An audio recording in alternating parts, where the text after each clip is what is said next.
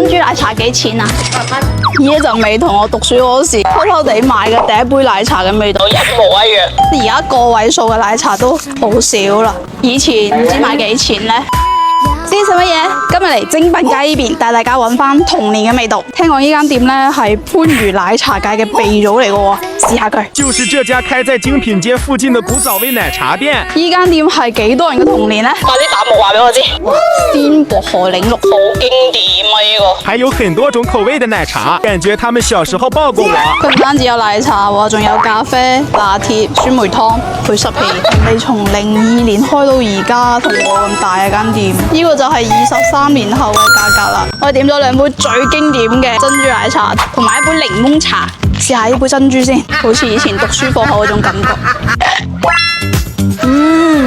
呢一陣味同我讀書嗰時偷偷地買嘅第一杯奶茶嘅味道一模一樣。佢啲珍珠係可以加㗎，先1蚊一份。佢啲珍珠都係以前嗰種珍珠，有嚼頭啲嘅。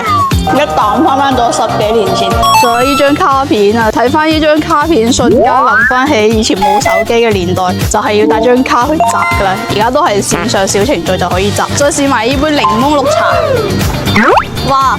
佢啲薄荷質量你睇，全部都係薄荷。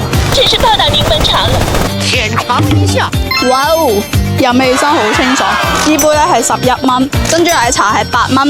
以前唔知賣幾錢呢？而家個位數嘅奶茶都好少啦，兩杯加埋先至19蚊。如果你係喜茶先至可以點到1杯嘅價格咋？其實而家飲翻呢啲童年嘅嘢呢，一半飲嘅係回憶，一半飲嘅係味道。好多街坊都係從讀書飲到做嘢，跟住仲翻嚟飲。原來一間細細嘅奶茶店真係可以承載20年光陰嘅喎。奶絲。